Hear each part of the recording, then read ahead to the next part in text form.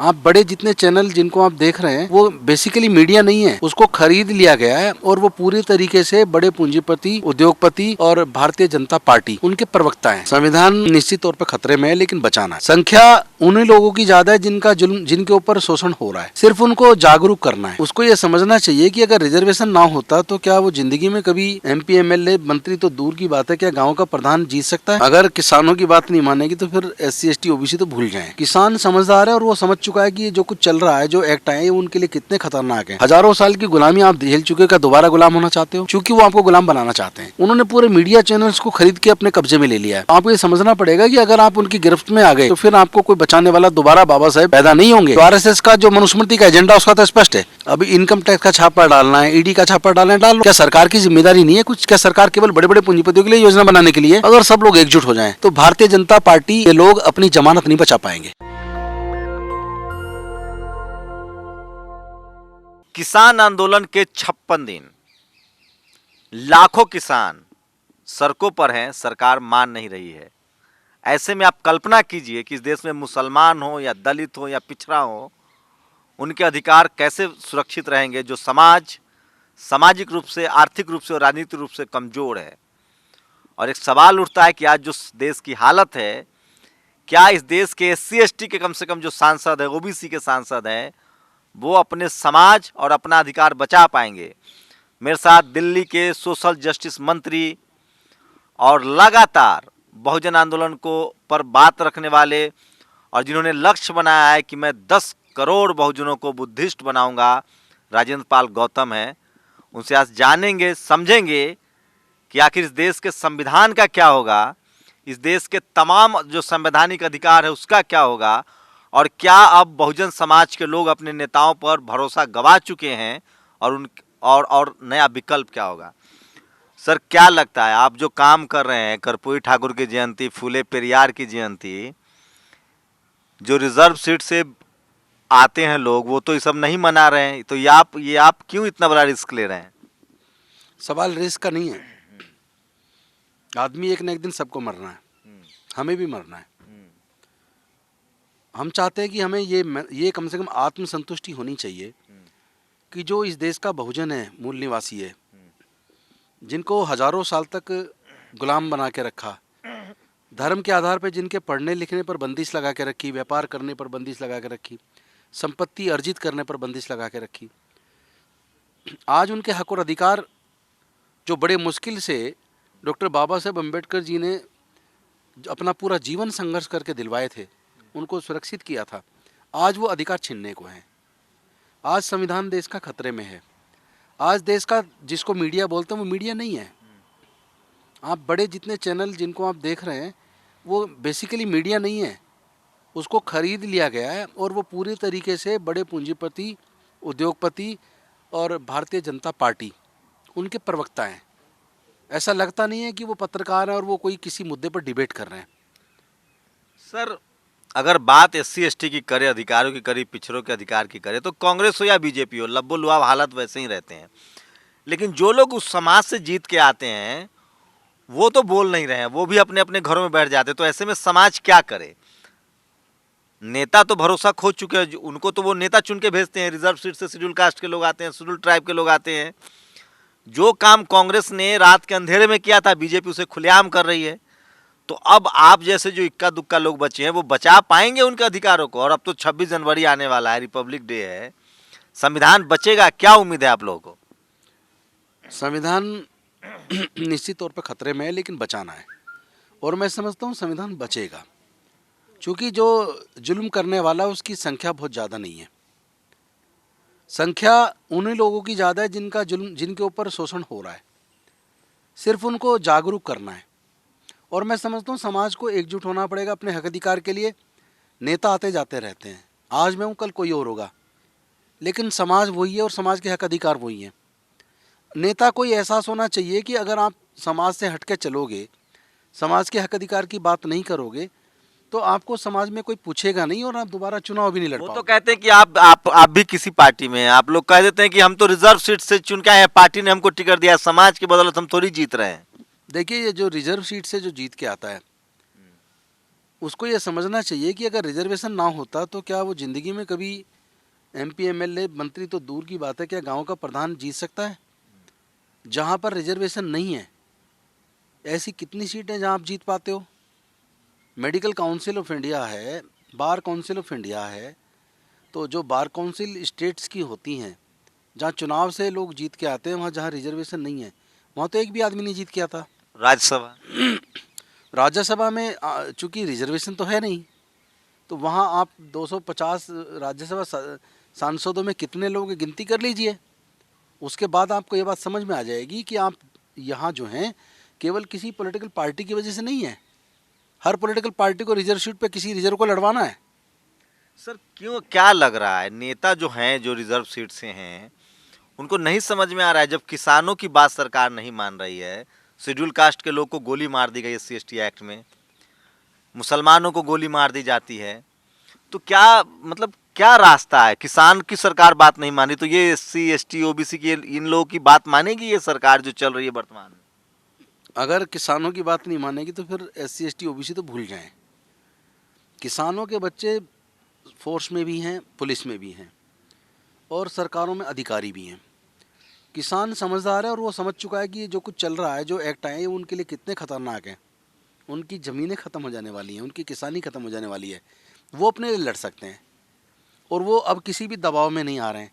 उनको तमाम तरह के प्रलोभन भी दिए गए होंगे, धमकाया भी गया होगा, उनको NIS एक्ट वो भी दिलवाए गए हैं, नोटिस भी। उसके बाद भी वो अगर लड़ रहे थे इसलिए लड़ रहे हैं, उन्हें पता है कि ये उनके अस्तित्व का सवाल है। आज बहुजन को, दलित पिछड़े वर्ग के लोगों को, अनुसूचित जाति जनजाति पिछड़े वर्ग के लोगों को ये बात समझनी पड़ेगी कि आपके आने वाली जो कौम की भविष्य का सवाल है। हज़ारों साल की गुलामी आप झेल चुके, का दोबारा गुलाम होना चाहते हो? चूँकि वो आपको गुलाम बनाना चाहते हैं, उन्होंने पूरी पॉलिसी बना ली है, उन्होंने पूरे मीडिया चैनल्स को ख़रीद के अपने कब्जे में ले लिया है।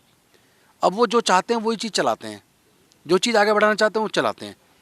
तो आपको ये समझना पड़ेगा कि अगर आप उनकी गिरफ्त में आ गए तो फिर आपको कोई बचाने वाला दोबारा बाबा साहेब पैदा नहीं होंगे, या मान लीजिए कि आप में से किसी को बाबा साहेब बनना पड़ेगा। कांग्रेस बीजेपी में आप किसको कम क्रूर मानते हैं और कौन ज्यादा संविधान के पक्ष में? दोनों एक जैसे हैं, लेकिन बीजेपी जो है वो जो कहती है वो करती है। कांग्रेस जरूरी नहीं है कि जो कहे वो करे। बीजेपी तो खुला दुश्मन है सामने, उसकी नीति स्पष्ट है। जो RSS का जो मनुस्मृति का एजेंडा उसका तो स्पष्ट है, तो आप उसे फिर भी चुन रहे हो तो आप उसको एक्सेप्ट कर रहे हो। लेकिन कांग्रेस जो है वो वहाँ भी शीर्ष पदों पे कुछ ही लोग मिलेंगे पर्टिकुलर कुछ कैटेगरी के, लेकिन वो फिर भी कॉन्स्टिट्यूशन को डायरेक्ट हिट नहीं करती है। ये थोड़ा दोनों में अंतर है। आपकी पार्टी कांग्रेस बीजेपी से कैसे डिफरेंस है? क्या आपकी पार्टी पूरी आज़ादी देती है संविधान के प्रति, और कुछ एग्जाम्पल देंगे जिससे लोगों को लगे कि बियॉन्ड द पार्टी लाइन आपको आपके अधिकार, बहुजनों के अधिकार के लिए आप लड़ रहे हैं? निश्चित तौर पर आम आदमी पार्टी बाकी पार्टी से कंपटीशन करना ठीक नहीं है, क्योंकि बाकी पार्टियों के अंदर काम के आधार पे आदमी को आगे बढ़ने के मौके नहीं हैं। मैं जब आम आदमी पार्टी से जुड़ा था तो मैं पार्टी का पुराना वॉलंटियर तो था नहीं, ना मेरी कोई अप्रोच थी। अगर मुझे यहाँ तक पहुँचने का मौका मिला, इसका मतलब आम आदमी पार्टी में ईमानदारी है, काम के प्रति इज्जत है। जिसमें काबिलियत होती है उसको इज्जत मिलती है, उसको आगे बढ़ने का मौका मिलता है। ये आम आदमी पार्टी में संभव है, कहीं और संभव नहीं है। यहाँ जितना आप अपने हक और अधिकार के लिए खुल के बात कर सकते हैं, अपनी बात को रख सकते हैं, अपने समाज के मुद्दों को रख सकते हैं, इतना मुझे नहीं लगता बाकी पॉलिटिकल पार्टीज़ में इतना अवसर मिलता है। क्या कहेंगे उन युवाओं को जो राजनीति में आना चाहते हैं, जो जिनसे बहुजन समाज को बहुत उम्मीदें हैं, और आपकी क्या स्ट्रैटेजी होगी आगे की? क्योंकि पार्टी तो, अगर आप SC/ST OBC हैं तो एक बैरियर है, उस बैरियर में रहते हुए भी काम करना संभव है क्या? और अगर संभव है तो 131 लोग SC/ST के हैं, 180 लोग OBC के हैं, सरकारें नहीं चलेंगी। क्या मजबूरी होती है सर नेताओं की? क्या अपना पेट, अपना हित इतना बड़ा हो जाता है कि देश और समाज का हित लोग भूल जाते हैं? एक्चुअली लालच बड़ी चीज़ है। आप अगर समाज की बात करेंगे तो आपको लालच को छोड़ना पड़ेगा और ऐसे काम करने नहीं चाहिए जिससे कि कल आप दूसरे की गिरफ्त में आ जाएं। अभी इनकम टैक्स का छापा डालना है, ED का छापा डालना है, डाल लो, हमें क्या फ़र्क पड़ता है। आप अपना कैरेक्टर को साफ़ सुथरा रखिए, ईमानदारी से चलिए, समाज के लिए ईमानदारी से काम कीजिए, फिर आपको कोई दबाव नहीं डाल पाएगा, फिर आपकी गर्दन किसी के हाथ में नहीं होगी। जिसने जो करना है एक्सप्लॉइट करने की कोशिश करना कर ले। अगर हमारा चरित्र साफ़ है, साफ स्वच्छ है, तो हम अपने समाज की हक और अधिकार की लड़ाई को मजबूती के साथ लड़ सकते हैं। और ये बहाना है कि हम हमारा टिकट कट जाएगा, हम फिर बोल लेंगे तो हम अपने समाज के इसलिए नहीं बोल पाते। ये बहाने की बात है। जब आप समाज के प्रति ईमानदार रहेंगे और अपनी पॉलिटिकल पार्टी जिसमें है उसके प्रति भी वफादार और ईमानदार रहिए, ईमानदारी से आप समाज को रिप्रेजेंट करिए, समाज के मुद्दों को उठाइए, तो मैं नहीं समझता कि आपके रास्ते लेकिन बीजेपी की जो पूरी आइडियोलॉजी या कांग्रेस की, उसमें एससी एसटी के नेता लगता है कोई समाज का हित आरक्षण के पक्ष में बात कर पाएंगे, क्योंकि उसकी तो आइडियोलॉजी आरक्षण की विरोधी है। ऐसे में क्या विकल्प है, कैसी पार्टी को चुना जाए? वहाँ आप जानते हैं कितने लोग रिजर्व सीट से जीत के हैं और कितने ओबीसी के हैं? अगर वो सारे एकजुट हो जाएं, वो एकजुट होकर अपने नेता से कहें कि हमारे सबके हक अधिकार मर रहे हैं, आप हमारी बात नहीं करेंगे तो फिर हम आपके साथ नहीं रहेंगे, तो उसके बाद बीजेपी खत्म हो जाएगी। पहले अपने मुद्दों पर तो कम से कम ये एकजुट हो। ताकत क्यों नहीं आप क्या? मैं रामविलास जी नहीं रहे, अब उनसे मिलता रहता था, बहुत सारे शेड्यूल कास्ट शेड्यूल ट्राइब के एमपी मंत्री से मिलता रहता, वो कहते हैं कि शंभू जी आज आप बड़ी बड़ी बातें कर रहे हैं, आज मैं पार्टी में बगावत करूं, पार्टी के सामने बात रखूं, कल समाज ये दूसरे को टिकट दे देंगे, समाज मुझे हरा देगा। नहीं, बगावत को मैं नहीं बोल रहा हूँ, बगावत करोगे तो बाहर तो निकलोगे ही। फिर बगावत नहीं करनी है, आपने अपने नेता को कन्विंस करना है कि आप उस सेक्शन ऑफ सोसाइटी से हैं, आप उसको रिप्रेजेंट कर रहे हैं, तो आपको उसके हक अधिकार तो चाहिए, और वो नहीं मिले तो फिर करना क्या है? फिर राजनीति छोड़ दो। सर कांग्रेस कहती है कि हमने तो दलित को गृह मंत्री बनाया, शिंदे को, जगजीवन बाबू को डिफेंस मिनिस्टर बनाया, बीजेपी में तो सोशल जस्टिस मंत्रालय से आगे मामला ही नहीं बढ़ रहा है। मैं एक बात पूछना चाहता हूँ कि आप कैबिनेट सेक्रेटरी कब बनाएंगे? जब कैबिनेट सेक्रेटरी बनने का टाइम आया माता प्रसाद जी का, तो जिनको जो रिटायर हुए थे कैबिनेट सेक्रेटरी से, उनके 6 महीने एक्सटेंशन दे दी। 6 महीने में माता प्रसाद जी रिटायर हो गए, रोक दिया ना उनको। तो ईमानदारी चाहिए, आप राष्ट्रपति बना दो, उससे होना क्या? राष्ट्रपति कोई पावर ही नहीं है। आप लिबर्टी दो, आप जिसको मौका देते हो उसको लिबर्टी दो कि वो अपनी पार्टी में भी वफादारी करे ईमानदारी से, और जिस समाज को रिप्रेजेंट कर रहा है उसके साथ भी वफादारी करे। गौतम साहब, आज समाज दोराहे पर खड़ा है, कोई उम्मीद दिख रही है? क्या करना चाहिए? आपका तो लंबा अनुभव रहा है, आप तो डॉक्टर अंबेडकर के सबसे पुराने संगठन को लंबे समय तक आपने जिया है, उसको उसके लिए काम किया है। आज समाज दोराहे पर खड़ा है, क्या करना चाहिए? मैं आज भी एक समता सिंह दल का सिपाही हूँ, और एक समता सैनिक दल का एक जिम्मेदार सिपाही होने के नाते मुझे इस बात का एहसास है कि सामाजिक संगठन का मजबूत होना बहुत ज़रूरी है। दिक्कत आ रही है, समाज राजनीतिक लोगों के पीछे लग जाता है, उन्हीं को मजबूत करता है। आप राजनीतिक लोगों को मजबूत करने की बजाय अपनी सामाजिक संस्थाओं को मजबूत कीजिए, और इतना मजबूत कीजिए सामाजिक संस्थाओं को कि हमारे कोई जो राजनीति में हमारे लोग हैं वो सामाजिक संस्थाओं की बात की अवहेलना ना कर पाएँ। सामाजिक आंदोलन से निकले राजनेता ऑप्शन हो सकते हैं, जैसे आप जैसे लोग जो जिन्होंने उस दर्द को जिया है? निश्चित तौर पे हो सकते हैं। ऐसा नहीं है कि अच्छे लोग नहीं हैं, समाज में अच्छे लोग हैं, राजनीति में भी कुछ अच्छे लोग हैं। आपको उनको ताकत भी देनी पड़ेगी, आप उनको सामाजिक तौर पर मजबूत कीजिए। आप मतलब ये हर नेता गलत नहीं हो सकता। कुछ नेता हैं जो करना भी चाहते हैं पर उनके पीछे सामाजिक शक्ति नहीं है, तो दूसरे लोग कहते हो तुम हमारे दम पे हो यहाँ। अगर उनके पीछे सामाजिक शक्ति खड़ी हो जाए। आपको आम आदमी पार्टी ने बड़ी जिम्मेदारी दी, आप देश भर में घूम रहे हैं, क्या एजेंडा है आपका और कैसे समाज को क्या मैसेज देंगे जो करोड़ों लोग नेशनल दस्तक को देखते हैं? मैं एक बात कहना चाहता हूँ, जो हमारे अनुसूचित जाति जनजाति के लोग हैं और अति पिछड़े वर्ग के लोग हैं, जिसमें माइनॉरिटी में भी अति पिछड़े वर्ग के लोग हैं, वो लोग ऐसे हैं जिनके पास प्राकृतिक संसाधनों में कोई हिस्सेदारी नहीं है। इतना पैसा नहीं है कि व्यापार कर लें, व्यापार में कोई हिस्सेदारी नहीं है, और खेती की भूमि भी उनके पास नहीं है। तो जो ऐसे लोग हैं उन लोग के हक और अधिकार के लिए हमें लड़ना पड़ेगा, और उन लोग को सबको एकजुट करना पड़ेगा। और उनके लिए अगर राजनीतिक तौर पे देखा जाए, उस आम आदमी के लिए कोई राजनीतिक पार्टी काम नहीं कर रही है सिवाय आम आदमी पार्टी के। ये मैं इसलिए नहीं कह रहा हूँ कि मैं आम आदमी पार्टी में हूँ, बल्कि मैं इसलिए कह रहा हूँ कि जिसके पास साधन नहीं है, आज शिक्षा इतनी महंगी है कि वो प्राइवेट एजुकेशन नहीं ले सकता, वो private engineering college medical college से नहीं पढ़ सकते, उनके बच्चों पे पैसा नहीं है फीस देने के लिए। नहीं, आपका स्कूल दवाई ये तो गरीबों की मदद पहुंचा रहा है। आप पहली चीज़ तो हमारा जब जिस पे संसाधन नहीं है उसके बच्चे का भविष्य केवल एजुकेशन से बनेगा, और एजुकेशन के मॉडल पे जो आम आदमी पार्टी ने करके दिखाया है, केवल बोला नहीं है करके दिखाया है। बिजली सस्ती, क्या गरीब आदमी आज इतने महंगे बिजली के बिल दे सकता है जितना बाकी प्रदेशों में बिल है? क्या सरकार की जिम्मेदारी नहीं है कुछ? क्या सरकार केवल बड़े बड़े पूंजीपतियों के लिए योजना बनाने के लिए? जिस तरह ये आप देखोगे जो किसान कृषि संबंधित 3 कानून है, ये कानून बनने से पहले बड़े बड़े गोडाउन कैसे बन गए? क्या राय है आपकी कृषि आंदोलन पर? आप क्या सोच रहे हैं? क्या सरकार झुकेगी? अब सरकार पहले बात नहीं कर रही थी, अब करीब 1.5 साल के लिए हम इसको सस्पेंड कर रहे हैं। आगे क्या भविष्य लग रहा है? क्या किसानों के आंदोलन को भी निपटा दिया जाएगा, ये सफल होंगे? क्योंकि ये तो मार्शल कौम है। ये सफल होंगे, इसलिए सफल होंगे कि ये दलित और अति पिछड़े वर्ग के नहीं है जिनके पास कुछ खाने को नहीं है, रोज कमा के रोज खाना है। इनके पास खाने के लिए सामग्री है, घर से मजबूत हैं, ये लड़ाई को लड़ सकते हैं और ईमानदारी की लड़ाई लड़ रहे हैं, गलत लड़ाई नहीं लड़ रहे हैं। इनकी जीत क्या निश्चित है। बहुजनों को, SC ST OBC को, माइनॉरिटी को क्या सीखना चाहिए इस आंदोलन से? आपको क्या लग रहा है मंत्री जी? उन्हें सीखना चाहिए कि एकजुटता कमजोर समाज को भी ताकतवर बना सकती है। तो अगर हम सब लोग, जितने भी अनुसूचित जाति, जनजाति, अति पिछड़े वर्ग के लोग हैं, अगर सब लोग एकजुट हो जाएं तो भारतीय जनता पार्टी के लोग अपनी जमानत नहीं बचा पाएंगे।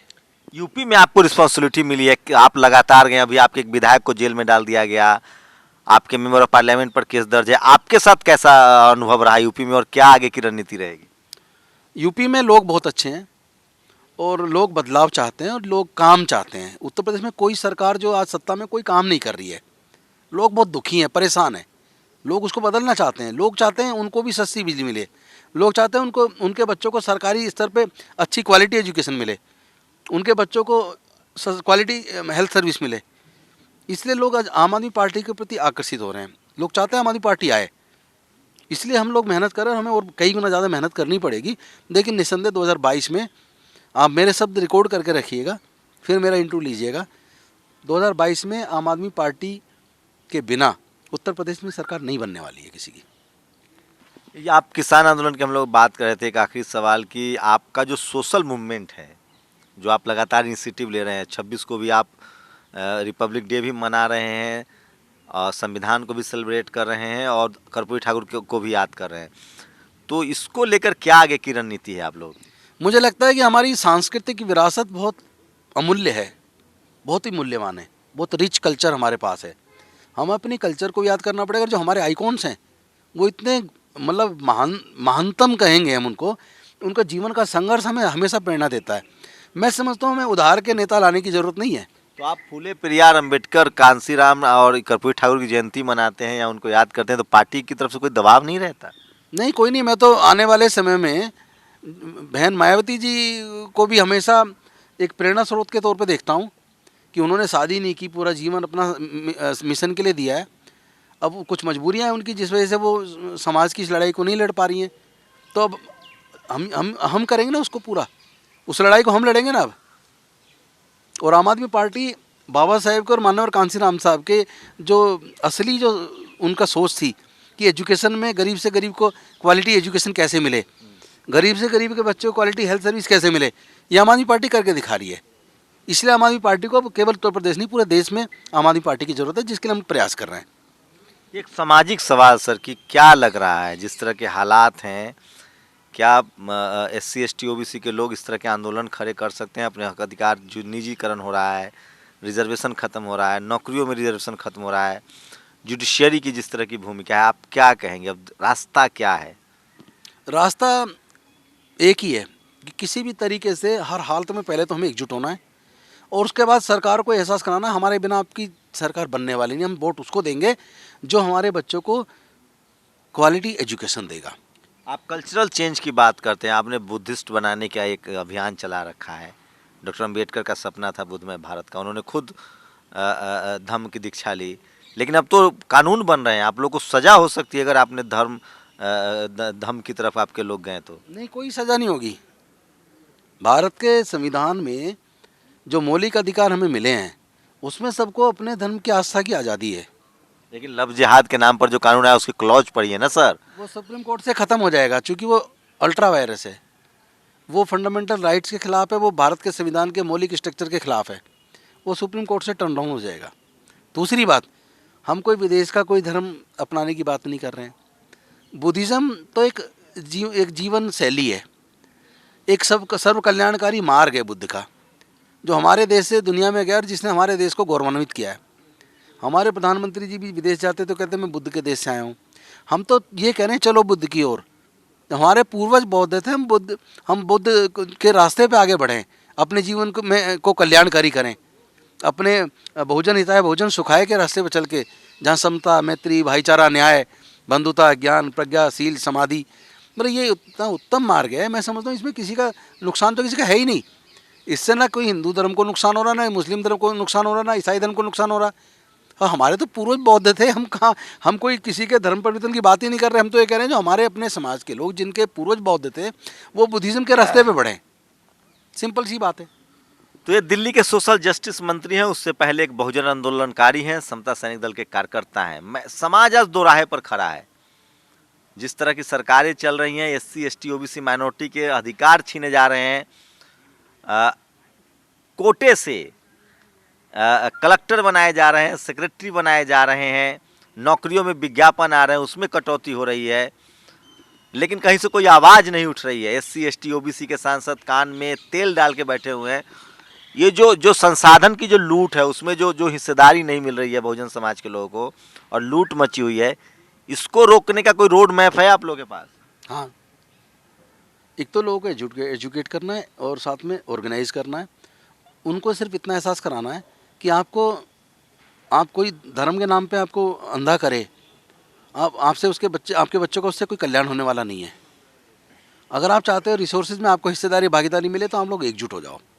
आप लोग एकजुट हो जाओगे तो फिर आपको खुद अपने आप जो चाहते हो मिलना शुरू हो जाएगा। आप लोग के पास तो कोई कम्युनिकेशन नहीं है, बहुजन समाज के पास कोई मीडिया नहीं है, कम्युनिकेशन नहीं है, अखबार नहीं है, ये भी एक बड़ी कमी। और आज के मीडिया की जो हालत है उस पर क्या कहें? आज मीडिया तो बचा ही नहीं है।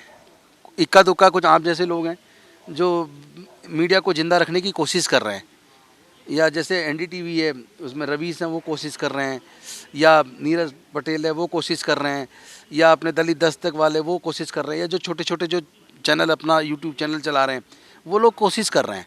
लेकिन जो मेन स्ट्रीम मीडिया है, बड़े बड़े जिनके चैनल्स हैं, वो लोग अब मीडिया नहीं बचे हैं। वो लोग बिक चुके हैं पूरी तरीके से और उन्होंने अपने आप को गिरवी रख दिया, अपने ज़मीर को, और वो केवल प्रोपोगेट कर रहे हैं। तो ऐसी पॉलिटिकल पार्टी के सोच को आगे बढ़ाने का काम कर रहे हैं, वो लोग पत्रकारिता नहीं कर रहे हैं। तो इसमें मैं समझता हूँ अपने लोगों को सोशल मीडिया के माध्यम से और अपनी टीम को बड़ा करके, जोड़ के, पूरे समाज को जोड़ के, हम अपने सोशल मीडिया को इतना बड़ा कर देंगे कि हमारा मीडिया उनको टक्कर देगा आने वाले समय में। उस पर हम काम कर रहे हैं। सारी बातें फ़ोन पे नहीं की जा सकती, उस पर हम लोग काम कर रहे हैं। तो ये थे राजेंद्र पाल गौतम, दिल्ली के सोशल जस्टिस मंत्री।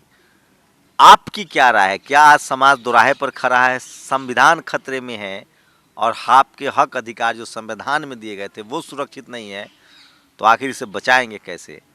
कल दिलीप मंडल ने लिखा है कि डॉक्टर अम्बेडकर ने जो हमारे अधिकार सुरक्षित किए हैं उनको आगे बढ़ाने की बात तो दूर है, हम उसको बचा भी ले तो बड़ी उपलब्धि होगी। आप लोग की क्या प्रतिक्रिया, अपनी प्रतिक्रिया दीजिए। और क्या हमसे नेता चुनने में गलती हो रही है या हमारे नेता जो हैं वो हमारे साथ नाइंसाफ़ी कर रहे हैं? गेंद आपके पाले में, अपना कमेंट कीजिए। चटकारे वाले वीडियो कम देखिए, सरोकार वाले वीडियो पर भी अपनी प्रतिक्रिया जरूर दीजिए। कैमरामैन आशीष के साथ शंभू कुमार सिंह, नेशनल दस्तक, दिल्ली। नेशनल दस्तक की आपसे गुजारिश है कि अगर इसको बचाना चाहते हैं तो नेशनल दस्तक को सब्सक्राइब करने के लिए रेड कलर के सब्सक्राइब बटन को दबाएं, फिर बेल आइकन की घंटी दबाएं। नेशनल दस्तक को बचाने के लिए बहुत जरूरी है कि हर खबर को शेयर करें, लाइक करें, कमेंट जरूर करें।